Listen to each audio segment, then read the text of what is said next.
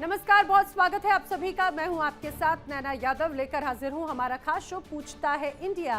और Iran America जंग के बीच में दुनिया में एक नई बहस छिड़ी हुई है। वो बहस है धोखे की, गद्दारी की, बेईमानी की और पीठ में खंजर घोंपने की फितरत की। जी हां, मिडिल ईस्ट में तनाव भले ही हॉर्मुज खोलने को लेकर हो, लेकिन इस पूरी साजिश की असली पटकथा कहीं दूर एशिया में ही लिखी जा रही है। जिस देश का इतिहास ही एक तरह से इस तरह से रचा बसा हो, जिसमें पीठ में छुरा घोंपने की सैकड़ों कहानियां दर्ज हो, क्या भला वो किसी का वफादार हो सकता है? जिसकी रग रग में दोस्तों को धोखा देना, अपनों को दगा देना या चूना लगाना बसा हो, वो ट्रंप का भरोसेमंद आखिर कैसे बन सकता है? आप समझ गए होंगे कि आखिर मैं किस देश की बात कर रही हूं।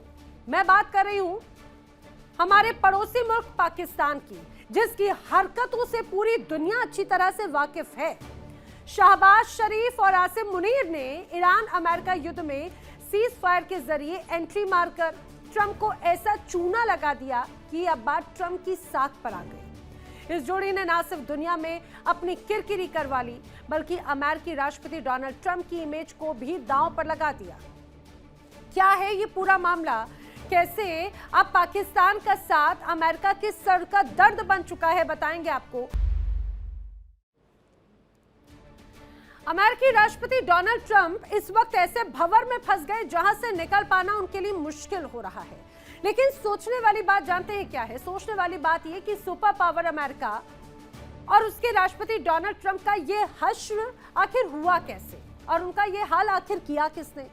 तो इसका जवाब है पाकिस्तान। सीज फायर कराने के नाम पर शहबाज शरीफ, आसिम मुनीर ने मिलकर डोनाल्ड ट्रंप की पूरी दुनिया के सामने ऐसी फजीहत करा दी जिसका कोई हिसाब किताब तक नहीं। ईरान के साथ सीज फायर कराने के नाम पर ट्रंप को बहुत बुरी तरह से छला गया है। जी हां, अब खबर है कि ईरान के साथ बातचीत के बाद मुनीर ने ट्रंप को झांसे में लेने के लिए यूरेनियम का सहारा लिया। ईरान के साथ बातचीत के दौरान पाकिस्तान ने ट्रंप को भरोसा दिलाया कि वो ईरान से यूरेनियम लेकर अमेरिका को दे देगा, और इसी भरोसे पर तो देखिए डोनाल्ड ट्रंप गदगद हो गए, और ऐसे गदगद हो गए कि डोनाल्ड ट्रंप ने जल्दबाजी में आकर ये दावा दुनिया के सामने कर दिया कि भाई ईरान तैयार है अमेरिका को यूरेनियम देने के लिए। और ट्रंप का जैसे ही बयान आया तो ईरान ने क्लियर कट उसका जवाब दे दिया, सिरे से खारिज किया, साफ साफ कह दिया कि भाई वो अपना यूरेनियम किसी को देने वाले नहीं है, पाकिस्तान तो झूठ बोल रहा है। और डोनाल्ड ट्रंप को यूरेनियम देने का तो सवाल पैदा ही नहीं होता। आपको ये किसने बुद्धू बना दिया? ईरान ने जाके पूछ लिया। ईरान का जब बयान आया तो उसके बाद डोनाल्ड ट्रंप खुद को ठगा हुआ महसूस करने लगे। डोनाल्ड ट्रंप को चूना लगाने और धोखा देने की पूरी साजिश का पर्दाफाश हो गया। अब अमेरिका में ट्रंप के साथ में इस छल को लेकर सुर उठने लगे हैं। अमेरिकी नागरिक खुलकर कहने लगे हैं कि डोनाल्ड ट्रंप को दोस्ती की आड़ लेकर ठग लिया गया है।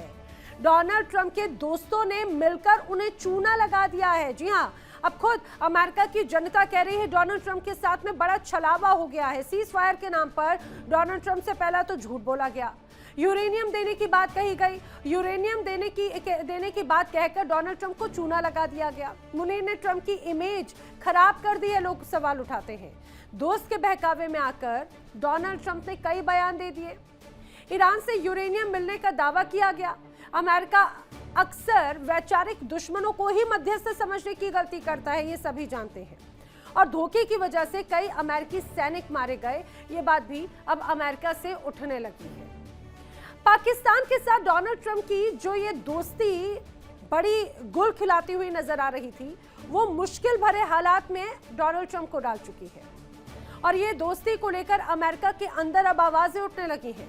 अमेरिका के जियोपॉलिटिकल एक्सपर्ट्स माइकल रूबिन ने डोनाल्ड ट्रंप के सबसे अजीज दोस्तों पर निशाना साधा। याद रखिए, कोटेड है सबसे अजीज दोस्त, और कहा है कि भाई पाकिस्तान जो अभी इन दिनों सबसे अजीज दोस्त बना हुआ है ट्रंप का, मध्यस्थ बनाना जीत के मुंह से एक तरह से हार छीनने जैसा था। पाकिस्तान को जिस तरह से मध्यस्थ बनाया गया, पाकिस्तान को यह मौका दिया जैसे बच्चों से यौन शोषण करने वाले किसी शख्स को किंडरगार्टन का इंचार्ज बना दिया गया हो। इन शब्दों का इस्तेमाल किया गया। आप समझिए क्या कहा गया है।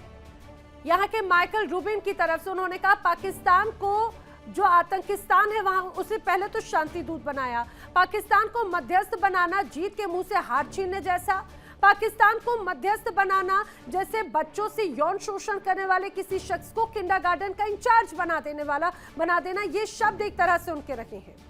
अब तो डोनाल्ड ट्रंप की दोस्ती पर भी बड़े सवाल उठने लगे हैं, उनकी भूमिका पर बड़े सवाल उठने लगे हैं। सीज फायर कराने की आड़ में डोनाल्ड ट्रंप को धोखा दे दिया गया है। डोनाल्ड ट्रंप के धोखेबाज दोस्तों ने ही परमाणु कार्यक्रम में ईरान की मदद करी।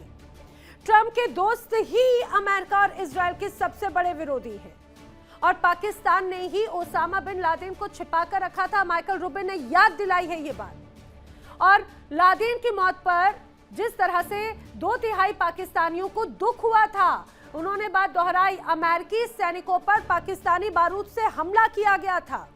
आसिम मुनीर की ईरानी IRGC से पुरानी गहरी दोस्ती है, ये बात माइकल रूबिन की तरफ से कही गई है। अमेरिका ईरान के बीच सीजफायर के नाम पर पाकिस्तान की दलाली को लेकर भी खूब चर्चा हो रही है। जानकार कह रहे हैं कि ट्रंप के साथ उनके जो दोस्त हैं उन्होंने सिर्फ और सिर्फ दलाली की है और कुछ नहीं। पाकिस्तान को दलाल पाकिस्तान कहा जा रहा है। अमेरिका के साथ गद्दारी और ईरान के साथ दोस्ती, अमेरिका को यूरेनियम देने की झूठी अफवाह फैलाई गई, यूरेनियम देने का दावा करके डोनाल्ड ट्रंप को बहलाया गया। युद्ध के बीच में ट्रंप के साथ में कई झूठे वादे कर दिए गए।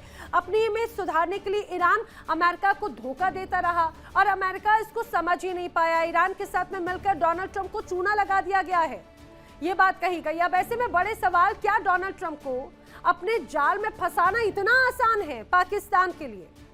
सवाल ये भी, क्या ट्रंप ईरान को हराने के लिए कुछ भी कर सकते हैं? सवाल अब ये भी, क्या ट्रंप अपने सो कॉल्ड दोस्तों की फितरत को जान नहीं पाए? करेंगे चर्चा। खास मेहमानों का पैनल मेरे साथ में कनेक्ट हो रहा है, आपको उनसे जल्दी से मिलवा देती हूं बगैर देर किए। मेरे साथ रक्षा विशेषज्ञ रिटायर्ड ब्रिगेडियर विनोद दत्ता जी कनेक्ट हो रहे हैं, रक्षा विशेषज्ञ रिटायर्ड कर्नल दिनेश नैन जी मेरे साथ कनेक्ट हो रहे हैं, मेरे साथ अमेरिका से पत्रकार अहमद मस्तिकान जी कनेक्ट हो रहे हैं, मेरे साथ पाकिस्तान से रक्षा विशेषज्ञ मेजर शेख नदीम कनेक्ट हो रहे हैं, साथ ही साथ पाकिस्तान से ही रक्षा विश्लेषक वजीहा सईद भी मेरे साथ में इस चर्चा में शामिल हैं। आप सभी का इस चर्चा में बहुत स्वागत है। मैं ब्रिगेडियर दत्ता आपसे शुरुआत करना चाह रही हूँ। ये किस तरह की दोस्ती है जो बड़ी भारी पड़ती हुई नजर आ रही है डोनाल्ड ट्रंप और अमेरिका को? क्या अब उन्हीं पर ही सवाल खड़े होने लगे और कह रहे हैं कि भाई मध्यस्थता थी, डोनाल्ड ट्रंप जिसे दोस्त समझ रहे थे वो दोस्त तो था लेकिन अमेरिका का दोस्त था या फिर पाकिस्तान का, ये कोई नहीं समझ पाया? देखिए, अमेरिका ने पाकिस्तान को हमेशा मतलब अपने जो स्ट्रेटेजिक इंटरेस्ट हैं उसके लिए इस्तेमाल किया है।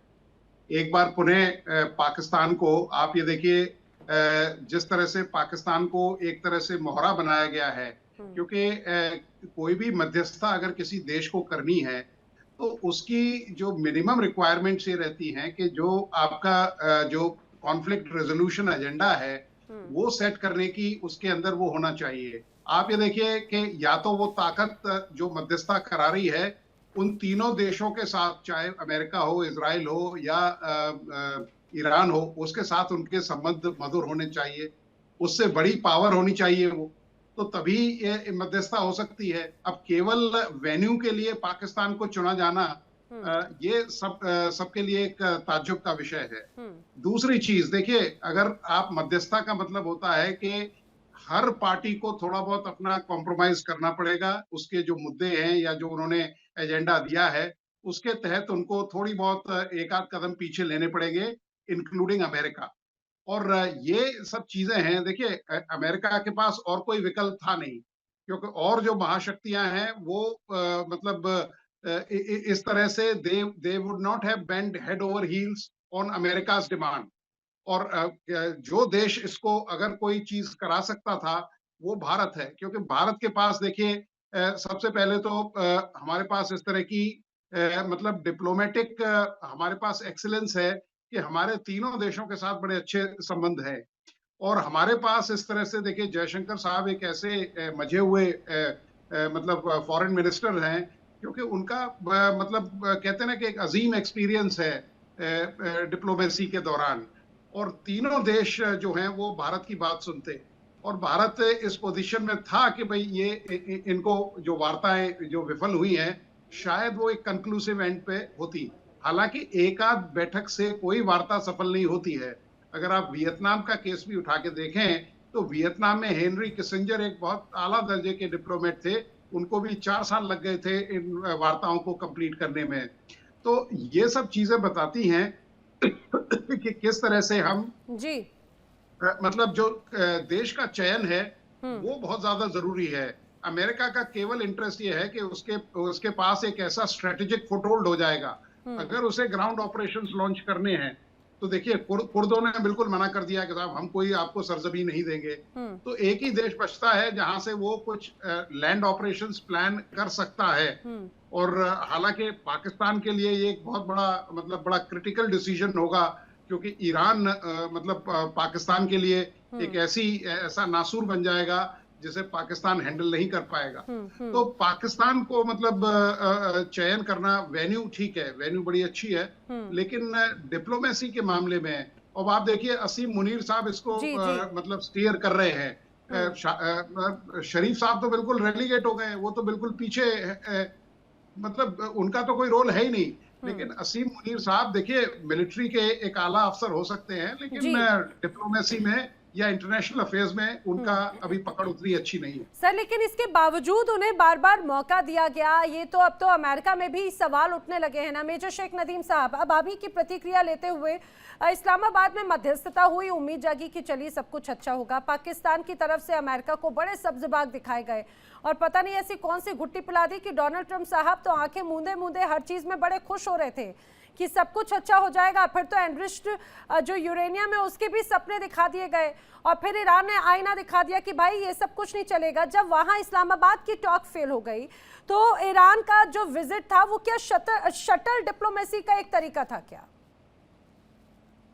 ओके, अल्लाह का शुक्र है आज इंडियन चैनल पर जिस तरह पाकिस्तान की तारीफें हो रही हैं उससे तो आप देखें कि कोई कह रहा है कि अमेरिका को आपकी इसी अदा पर बड़ी खुश हो जाती हूँ। वैसे मेजर शेख नदीम जी, आप हमेशा नेगेटिव चीजों में भी जो पॉजिटिविटी नजर आ जाती है ना आपको, क्या बात है? देखिए अल्हम्दुलिल्लाह पाकिस्तान पॉजिटिव है। मस्ती खान को भी हम हंसा देते हैं, ऐसी बात नहीं है, पाकिस्तान के खिलाफ है, लेकिन हमारी बातों पे ये भी इतने बड़े बड़े दांत निकालता है। एनीवे, तो देखिए बात ये है नैना जी कि आज पाकिस्तान की तारीफें आप लोग भी कर रहे हैं कि पाकिस्तान अमेरिका को दबाव में ले आया। अरे भाई मैं भी परेशान हो गया, अमेरिका को दबाव में ले आया, ईरान को दबाव में ले आया, इनको जनाब हथकड़ियां बांध के यहाँ ले आए वेन्यू के ऊपर, और उसके बाद दम मारो दम, वो सारे भंगी बने हुए जो नशे में, और उनको कोई पता नहीं पाकिस्तान क्या कर रहा है, खामोशी से इन लोगों को बेवकूफ बना रहा है। ब्रिगेडियर साहब भी ऐसे ही समझ रहे हैं। दूसरी बात ये कि देखिए चूना लगाना तो आप लोग को असल में इसलिए डर लग रहा है क्योंकि हमने आपको कत्थे में मिर्चें डालकर लगाई थी, तो इसलिए आपको ऐसा फील होता है कि हम हर किसी को चूना लगाते हैं।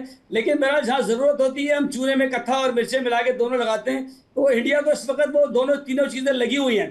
तो इंशाल्लाह आप देखेंगे कि अभी ये जो पाकिस्तान का वेन्यू इसलिए सेलेक्ट नहीं किया गया ऐसे ग्राउंड ऑपरेशन किया जाए। ब्रिगेडियर साहब, ये ग्राउंड ऑपरेशन के लिए नहीं है। और अभी खुद नैना ने कहा कि पाकिस्तान ने जो है ईरान के साथ दोस्ती निभाई, अमेरिका को बेवकूफ बना दिया, चूना लगा दिया, तो ऐसा नहीं है। अल्हम्दुलिल्लाह हम मेंटेन करते हैं और अभी इंडिया के पास कैपेबिलिटी है। और जयशंकर साहब को वो क्या होता है झावा लगा हुआ है क्या पता नहीं, आपने कुछ कहा कि वो जो धोने में मांझते हैं या कुछ पता नहीं वो कहाँ मंजे, तो उनको मांझते ही रहे आप, वो कहाँ है अभी ढूंढता फिर रहे हैं। आप खुद ही कंफ्यूजन में हो रहे, पहले तय तो कर लीजिए कि आप कहना क्या चाह रहे हैं। अभी तक में आप कभी बात कर रहे थे कि अपनी जगह की, दूसरी तरफ आप बात कर रहे थे अरे ईरान के साथ में दोस्ती निभाई है या अमेरिका के साथ में दोस्ती निभाई है। डोनाल्ड ट्रंप तो बड़े कंफ्यूजन में आ गए हैं और आप बार बार, आपको याद आ रही है हमारे एस जयशंकर साहब की, जिन्होंने दलाली की एक बात बता दी थी, असली चेहरा दिखा दिया था तो बड़ी परेशानी हो गई थी। दिनेश नैन जी, मेजर शेख नदीम कुछ कहने की कोशिश कर रहे थे आखिर स्थानों को लेकर, ग्राउंड ऑपरेशंस को लेकर, ये किस तरह की दोस्ती निभाई जा रही पाकिस्तान की तरफ से? क्या अमेरिका या डोनाल्ड ट्रंप इतने कच्चे हैं क्या जो इस बात को समझ नहीं पाए? चलिए, मुझे लग रहा है दिनेश नैन जी का शायद फ्रेम चला गया। यही सवाल मैं अमर मस्तिकान जी से लेना चाह रही हूँ। अमर मस्तिकान जी, आपकी मुस्कुराहट पर कायल हो गए भाई यहाँ पर मेजर शेख नदीम जी। देखिए मैं क्या अर्ज करूं, ये आपका बहुत शुक्रिया, नमस्कार। अब इनकी जो ये है जिस चीज में मिडल मैन होंगे जो पाकिस्तान किसी चीज में मिडल मैन होगा वो कैसे कामयाब हो सकता है? मुझे नहीं लगता है। देखिए, हमारा तो ये कहना है कि अगर ये पंजाबी वहाबी आपको कहें कि दिन है, तो आप यकीन कर लें कि वो रात होगा, क्योंकि ये इतने झूठे हैं, ये झूठ के बगैर रहते ही नहीं हैं। अब जो ये ईरान में कुछ सोशल मीडिया पे आया है कि भाई इन्होंने जो आके ईरानियों को कुछ दिए वो वैसे नहीं था जो अमरीकियों ने इनको दिए देने के लिए, और जो ईरानियों ने इनको दिए कि भाई अमेरिका को दे दे वो भी इन्होंने चेंज कर लिया।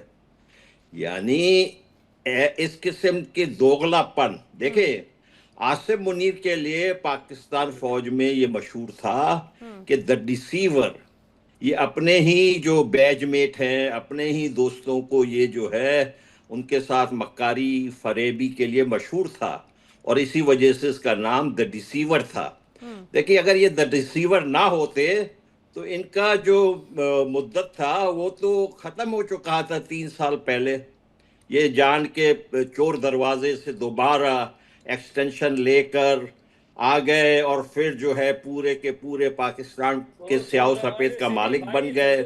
देखें और क्या किया, हमने जो है उसने उन्होंने सिंदूर उजाड़ दिए, मांग उजाड़ दिए सिंदूर से, उसके बाद बने, हमने बनाया, हम सब ने, पूरे पाकिस्तान ने, आप पूरी दुनिया ने थे, हमने कुछ कहा। मेजर शेख नदीम, आप किसी का सिंदूर उजाड़ने को आप गर्व कहते हैं क्या? ये मतलब ये मुझे आपसे ही उम्मीद नहीं थी। किसी का सिंदूर उजाड़ा जाना, बेकसूरों को मारा जाना, क्या आप उसे गर्व के तौर पर देखते हैं? क्या पाकिस्तान की सेना इतनी ज्यादा पंगु है जो मासूम लोगों को, निहत्थे लोगों का अगर सिंदूर उजड़ता है, आम जनता अगर मारी जाती है तो आप उसे सीना ठोक के गर्व से कहते हैं? मासूम को मारना गुनाह है, गुनाह है। तो पहलगाम में जिन लोगों का, जिन महिलाओं का सिंदूर उजाड़ा गया, आप उसके लिए क्या कहेंगे? आप बड़े सीना ठोक के कह रहे हैं उस बात को लेकर। गुनाह है जिसने भी किया है, ये मैं कंडेम करता हूं, गुनाह है, पूरी इंसानियत का कत्ल है। अगर मासूम इंसानों को जिसने भी कत्ल किया उसने पूरी इंसानियत का कत्ल किया। ये देखो, ऐसे बदलता है पाकिस्तान।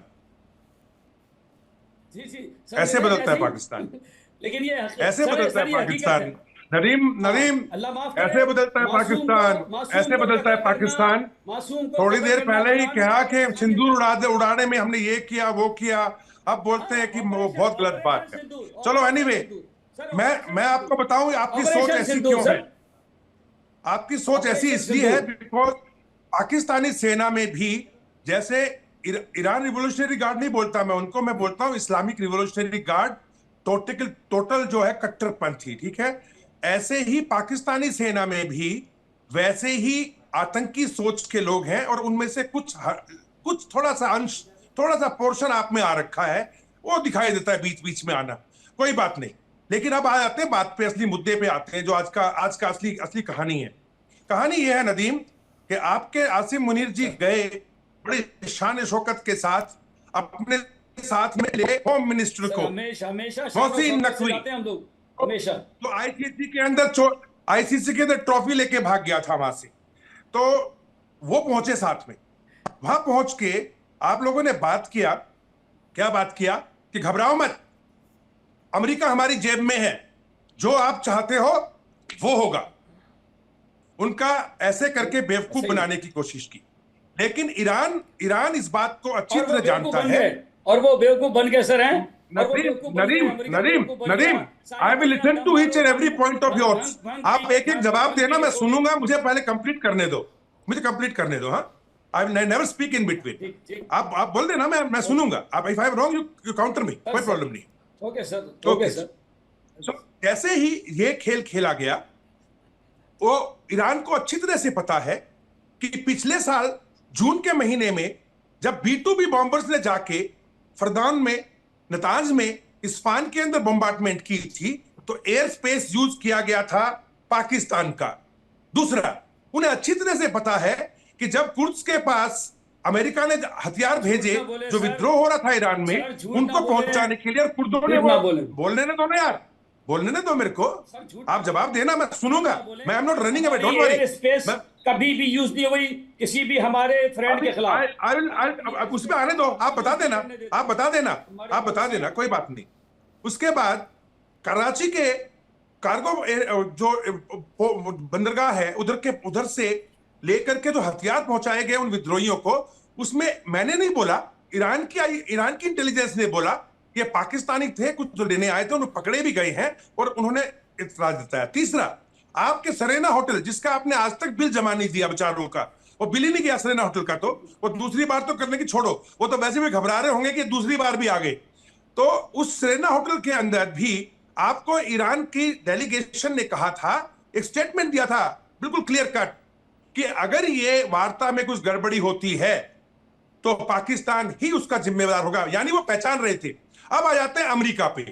देखिए इंडिया डेली 24/7 अब आपकी स्मार्ट टीवी पर। इंडिया डेली मौजूद है सभी डिजिटल प्लेटफॉर्म पर लाइव और लगातार।